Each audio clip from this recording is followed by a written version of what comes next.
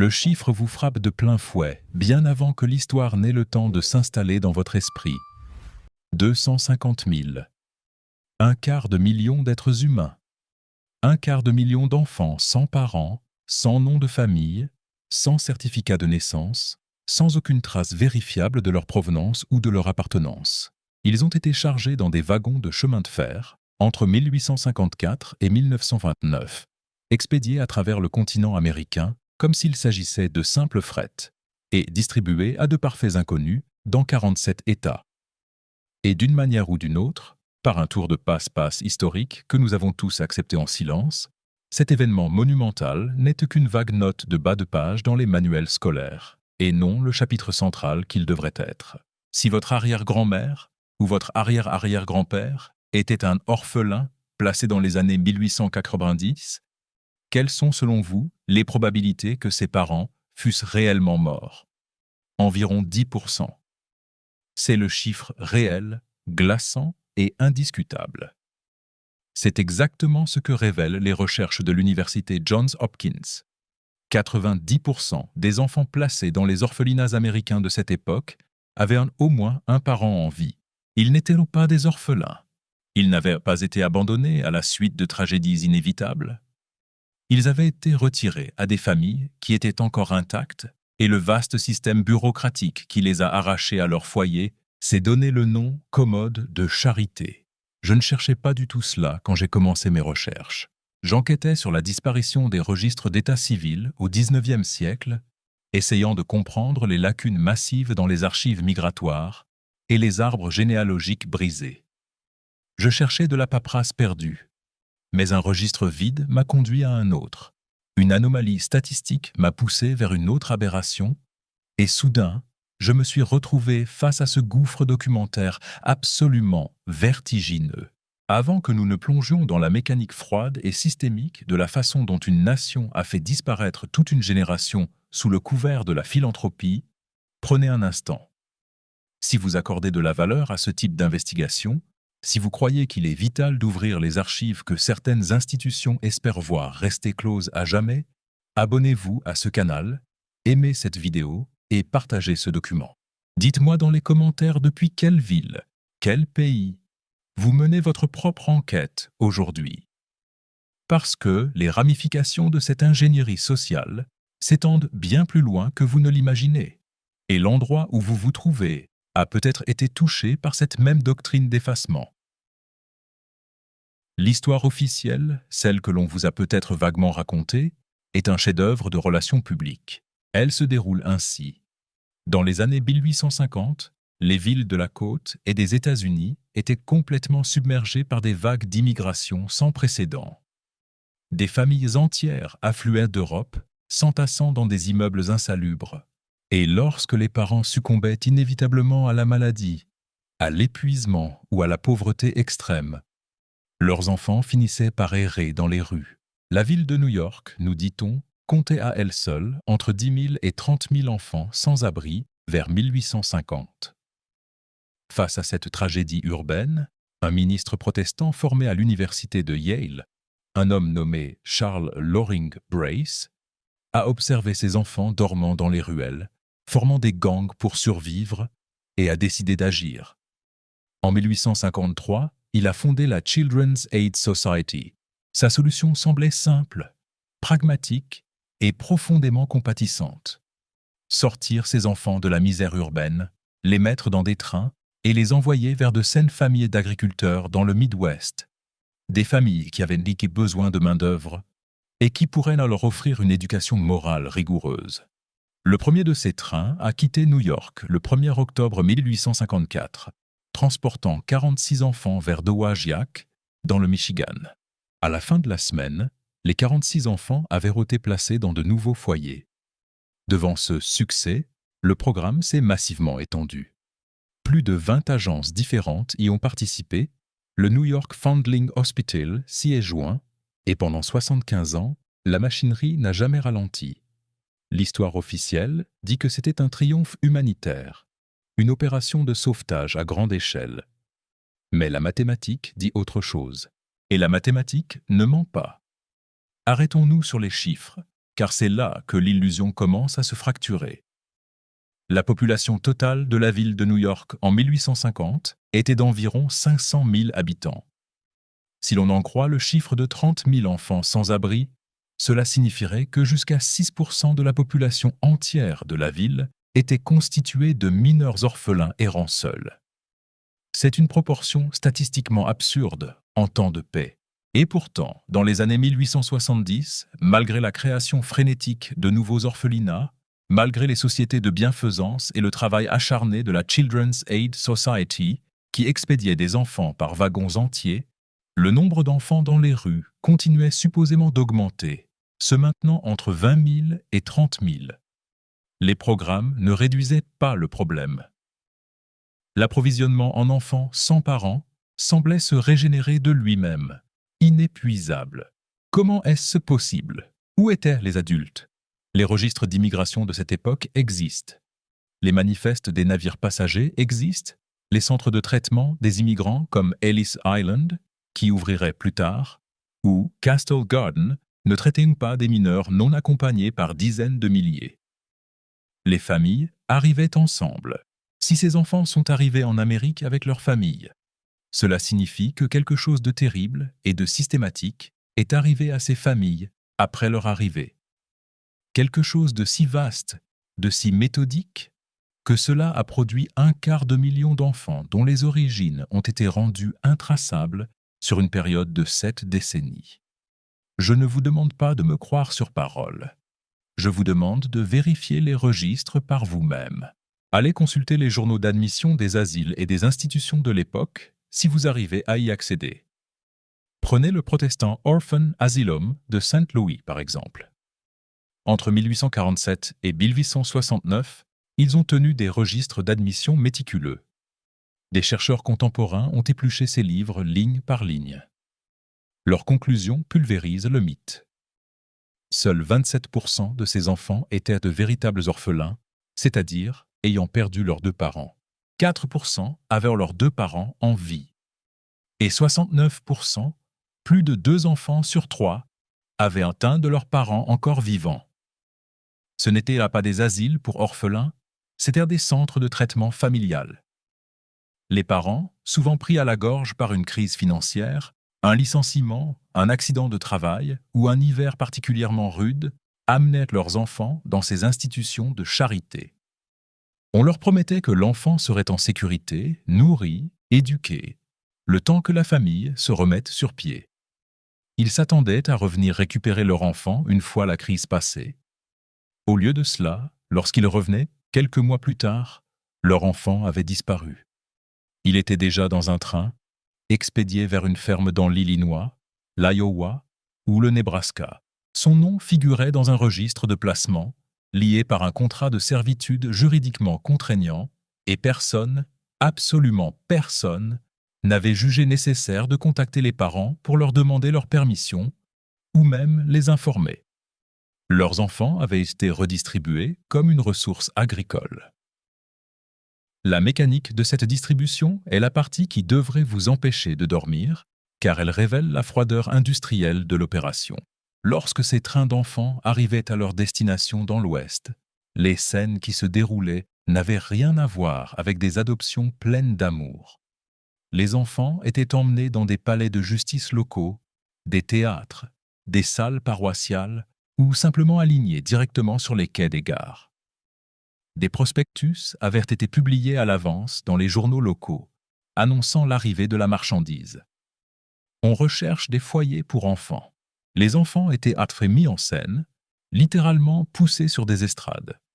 On les forçait à se mettre en ligne, à décliner leur nom, souvent un nom qu'on venait de leur donner, à chanter des chansons ou à faire de petites représentations. Puis, les habitants de la ville s'approchaient pour les inspecter. Ce n'est pas une métaphore. Sarah Jane Richter, professeure d'histoire, documente comment les gens s'avançaient, les poussaient, les tâtaient, regardaient combien de dents ils avaient, vérifiaient leur musculature. Stanley Cornell, un homme qui a voyagé dans l'un de ces trains, l'a décrit avec ses propres mots. « Nous nous arrêtions dans ces petites villes et sortions des trains, et ils nous interviewaient. C'était un peu comme une vente aux enchères de bétail. C'est exactement ce que c'était. Certains fermiers commandaient spécifiquement des garçons robustes pour les travaux des champs. D'autres cherchèrent des filles pour en faire des domestiques non rémunérés. Les frères et sœurs étaient séparés de manière routinière, un frère regardant sa sœur être emmenée par une famille, sachant qu'il ne la reverrait probablement jamais. Et les enfants qui n'étaient pas choisis, ceux que l'on jugeait trop petits, trop faibles ou trop rebelles, ils remontaient dans le train et continuaient vers la ville suivante, et la suivante, jusqu'à ce que la ligne soit épuisée ou que quelqu'un finisse par les prendre. Il est essentiel de comprendre que la plupart des documents légaux de l'époque n'utilisaient même pas le mot « adoption ». Ce concept, tel que nous le comprenons aujourd'hui, avec ses garanties et sa permanence affective, était rare. Ils utilisaient le mot « indenture », la servitude sous contrat. Ces enfants étaient liés par la loi à leur nouvelle famille, obligés de travailler jusqu'à l'âge de 21 ans pour les garçons et de 18 ans pour les filles. Les abolitionnistes de l'époque, qui venaient de mener une guerre sanglante contre l'esclavage, ont vu exactement ce qui se passait sous leurs yeux et n'ont pas mâché leurs mots. Ils ont publiquement qualifié ces rassemblements sur les quais de gare de vente aux enchères d'esclaves. L'effacement de l'identité était chirurgical et immédiat. Aux jeunes enfants, on donnait de nouveaux noms. Aux plus âgés, on interdisait strictement de parler de leur vie d'avant. On leur martelait que leur ancienne vie, leurs vrais parents, leur véritable identité n'existait plus. Alice A., une ancienne passagère interviewée en 1996, a déclaré « J'ai été l'une des plus chanceuses parce que je connais mon héritage. » Ils enlevaient l'identité des plus jeunes passagers en n'autorisant aucun contact avec le passé. Mais qui étaient ces enfants ciblés par cette machinerie? La sélection n'avait absolument rien d'aléatoire. Charles Loring Brace et la Children's Aid Society ne cachaient même pas leur motivation. Brace considérait les parents catholiques, en particulier les immigrants irlandais et italiens, qui peuplaient les quartiers pauvres de New York, comme indignes par définition. Il croyait fermement, et l'a écrit, que retirer ces enfants de leurs foyers urbains, dégradés, pour les placer dans des familles d'agriculteurs protestants du Midwest, était un impératif moral absolu. L'Église catholique n'était pas dupe. Le révérend George Haskins, parlant au nom de l'évêque de Boston, a accusé publiquement la Children's Aid Society de vendre les enfants corps et âme aux fermiers et d'utiliser la charité comme couverture pour la conversion religieuse forcée. Leur propre registre leur donne raison. Dans les années 1890, l'organisation restreignait ouvertement ses placements aux enfants blancs et protestants ou s'assurait que les enfants catholiques étaient pieds placés dans des environnements qui effaceraient leur foi et leur culture d'origine. C'était un programme de réingénierie sociale déguisé en philanthropie. Le but n'était pas seulement de fournir de la main-d'œuvre à une frontière en expansion, c'était de démanteler l'identité culturelle d'une population indésirable. Ce qui m'amène à une question logique, une question qui devrait résonner comme une alarme dans l'esprit de quiconque étudie cette époque. Si des institutions ont pu s'emparer de 250 000 enfants, dont la vaste majorité avaient des parents en vie, qu'ont-ils fait des adultes?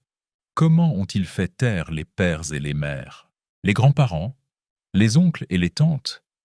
Des adultes en pleine possession de leurs moyens, capables de se souvenir, capables de protester, capables d'être politiquement et socialement gênants? Ce n'est pas une coïncidence. C'est un modèle qui se répète avec une précision troublante. Exactement pendant la même fenêtre temporelle où les trains d'orphelins sillonnaient le pays, les États-Unis ont connu la plus grande vague de construction d'asiles psychiatriques de leur histoire. Entre 1845 et 1910, le pays a vu s'élever environ 300 immenses institutions psychiatriques. Nous ne parlons pas de petites cliniques. Nous parlons de structures colossales en pierre de taille, de véritables forteresses gothiques isolées dans les campagnes, conçues pour héberger des milliers de personnes. L'histoire officielle appelle cela le mouvement de réforme des asiles, une initiative humanitaire pour traiter moralement les malades mentaux. Mais plongé dans les registres d'admission de ces asiles, et l'illusion humanitaire s'effondre instantanément. Prenez les registres du Trans-Allegheny Lunatic Asylum en Virginie occidentale, qui couvre la période de 1864 à 1889. Le registre liste 125 raisons officielles de placement en institution. Ce ne sont pas des diagnostics médicaux, ce sont des justifications bureaucratiques pour l'enfermement. On y trouve des motifs tels que lecture de romans, paresse, excitation politique, enthousiasme religieux, chagrin, amour déçu, troubles domestiques. Le premier patient jamais admis à Western était une femme au foyer et le motif enregistré était simplement troubles domestiques. Sous la doctrine juridique cauchemardesque connue sous le nom de couverture, la situation des femmes était absolue et terrifiante. Lorsqu'une femme se mariait, son existence légale était littéralement suspendue et incorporée à celle de son mari. Elle ne pouvait pas posséder de biens, ne pouvait pas signer de contrat, n'avait aucun droit de garde sur ses propres enfants. Et le plus glaçant, dans de nombreux États, comme l'Illinois à l'époque d'Elizabeth Packard, une loi autorisait spécifiquement un mari à faire interner sa femme dans un asile public sans les preuves de folie requises dans les autres cas. Aucune audience publique, aucune évaluation médicale indépendante, aucun droit de faire appel. Une simple signature du mari suffisait. L'un des 125 motifs d'internement dans le registre de Virginie occidentale était littéralement « mauvais traitement infligé par le mari ». Une femme battue par son mari n'était pas secourue, elle était enfermée dans un asile psychiatrique parce qu'elle était devenue gênante, tandis que le mari conservait la maison, les biens et la liberté. Pensez à l'efficacité d'un tel système. Vous voulez vous débarrasser d'une classe d'immigrés pauvres, vous prenez leurs enfants pour le travail agricole via les trains d'orphelins, et si les parents protestent trop fort, s'ils deviennent une nuisance publique, s'ils souffrent de troubles domestiques à cause de la perte de leurs enfants, les asiles géants récemment construits sont là pour les absorber, réduisant leur témoignage au statut de divagation clinique. Qui va croire un patient interné pour folie? Mais pour qu'un effacement d'une telle ampleur soit permanent, il ne suffit pas de déplacer les corps. Il faut détruire la mémoire de papier. Il faut anéantir les archives qui pourraient un jour prouver qui était lié à qui. Et c'est ici que l'histoire du recensement de 1890 entre en scène, comme le point culminant de cette symphonie bureaucratique destructrice. Le recensement fédéral américain de 1890 n'était pas un simple comptage de routine. C'était l'inventaire démographique le plus détaillé, le plus complet et le plus invasif jamais tenté dans l'histoire des États-Unis jusqu'alors. Pour la première fois, la technologie de tabulation électromécanique de Herman Hollerith, qui deviendrait plus tard IBM, était utilisée. Pour la première fois, le gouvernement exigeait des détails granulaires sur le statut d'immigration, le processus de naturalisation, la maîtrise de la langue anglaise et les relations familiales exactes au sein de chaque foyer. Il a capturé une nation de près de 63 millions d'âmes. Surtout, ce recensement couvrait la décennie exacte, 1882-1892, qui fut le pic absolu des placements par les trains d'orphelins.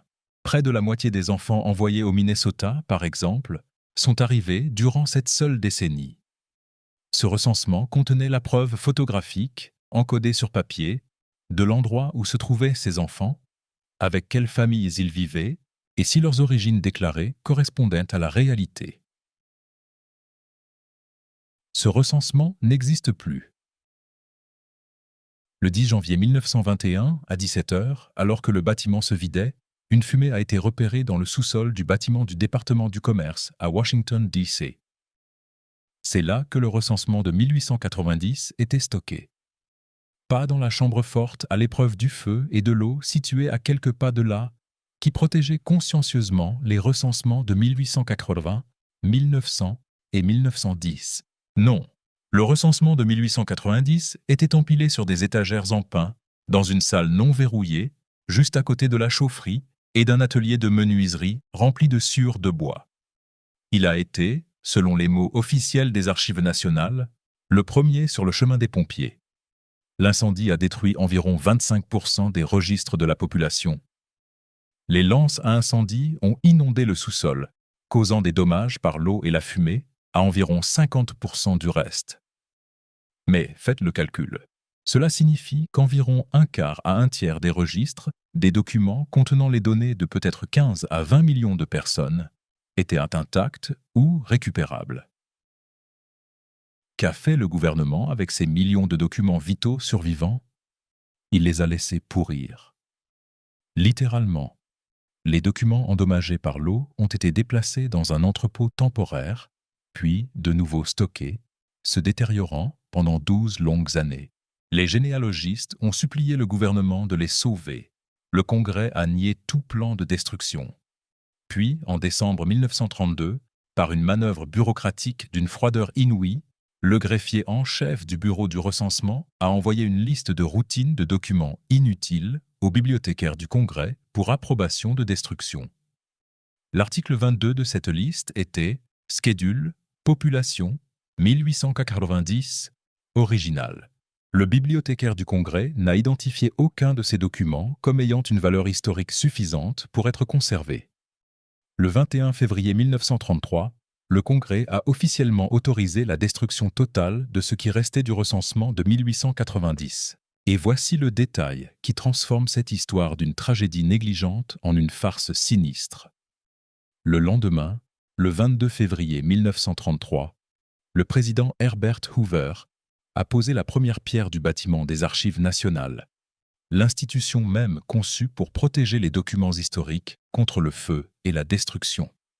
Ils ont autorisé la destruction du document généalogique le plus crucial de l'histoire américaine un jour avant d'inaugurer le bâtiment destiné à le sauver.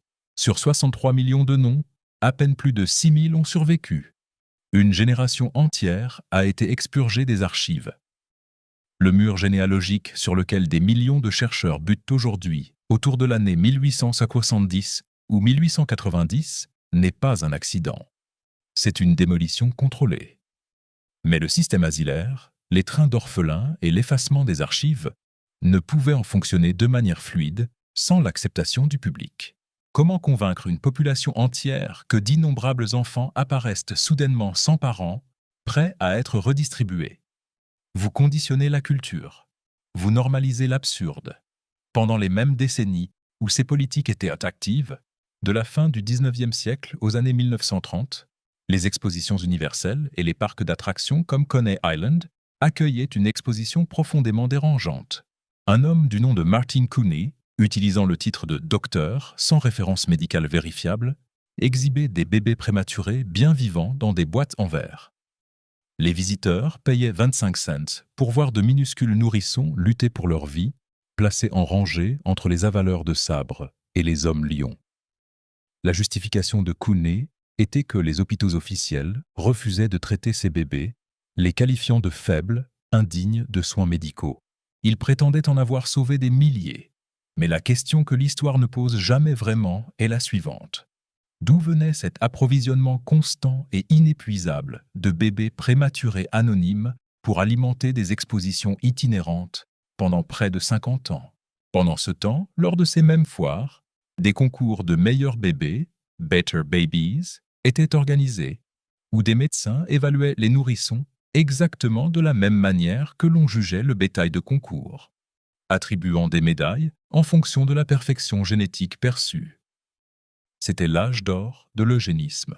On décidait publiquement quels bébés méritaient de vivre et d'être reproduits, et lesquels étaient des défectueux. Et pendant que ces drames biologiques se jouaient dans des pavillons d'exposition, une campagne d'ingénierie psychologique plus subtile inondait les foyers. Entre 1900 et les années 1920, des centaines de milliers de cartes postales ont circulé en Europe et aux États-Unis, représentant des bébés poussant dans des champs de choux. Ce n'était pas l'œuvre d'un seul éditeur fantaisiste. Des dizaines de studios différents ont produit ces images à l'échelle industrielle. Des bébés arrachés de la terre comme des légumes, des jardiniers cultivant des rangées de nourrissons pendant que des couples venaient pour choisir le leur. Les historiens de l'art appellent cela du folklore inoffensif, de charmants faire-part de naissance. Mais des esprits plus aiguisés, comme les surréalistes Salvador Dali et André Breton, On collectionnait ces cartes avec obsession, reconnaissant l'hallucination sombre qu'elles cachaient. Le folklore fait le travail psychologique de l'effacement. Quand une culture doit justifier le déplacement massif de centaines de milliers d'enfants arrachés à leurs racines, elle a besoin d'un mythe fondateur. Vous ne dites pas aux gens que le système a liquidé les parents dans des asiles et expédié la progéniture par wagons de marchandises. Vous envoyez des cartes postales montrant que les bébés apparaissent par magie dans la nature, sans histoire, sans filiation, prêts à être récoltés et distribués. Le conte de fées normalise le trafic. Nous avons hérité du monde construit par cette vaste réaffectation démographique. Aujourd'hui, on estime que 2 à 3 millions d'Américains vivants sont les descendants directs des passagers de ces trains d'orphelins. Et la grande majorité d'entre eux portent un vide béant dans leur arbre généalogique, un trou noir qui ne pourra jamais être comblé. Non pas parce que l'information s'est égarée par accident, mais parce qu'elle n'a jamais été enregistrée, ou parce que le système légal de servitude a effacé les noms originaux, ou parce que le seul recensement gouvernemental qui aurait pu relier les points a été laissé à la pourriture, puis incinéré sur ordre du Congrès à qui profite le crime. Le capitalisme industriel naissant, la soif de terre de l'Ouest, avaient besoin de corps pour travailler les fermes, construire l'infrastructure, peupler les territoires. Les villes de l'Est avaient une population immigrée indésirable, jugée trop pauvre, trop catholique, trop difficile à assimiler. La solution systémique a été brutale. Briser la chaîne de transmission, briser la famille, prendre l'enfant, lui effacer la mémoire, l'utiliser comme main-d'œuvre. Prendre l'adulte, l'enfermer dans le silence d'un asile, sous une fausse rationalité médicale, et enfin brûler les papiers. C'est ainsi que l'on reconfigure la démographie d'une nation entière sans avoir besoin de déclarer formellement une guerre à sa propre population. L'effacement n'est pas magique, il est profondément et tragiquement bureaucratique. Je vous le dis avec la gravité que cette histoire exige, ne laissez pas ces faits disparaître à nouveau dans le bruit ambiant d'Internet. Si vous avez déjà payé pour un test ADN, si vous avez déjà cherché en vain le nom de votre aïeul dans une base de données qui bloque mystérieusement vers 1890, vous comprenez l'impact direct de ce que je viens de vous exposer. L'histoire est écrite par ceux qui contrôlent les incinérateurs. Partagez cette analyse. Dites-moi dans les commentaires de quelle ville vous regardez cela, afin que nous puissions cartographier où ces ombres s'étendent encore aujourd'hui. L'institution compte sur notre oubli collectif, sur notre croyance naïve que l'évolution des lois et des archives est toujours innocente. Une fois que vous le voyez, vous ne pouvez plus l'ignorer.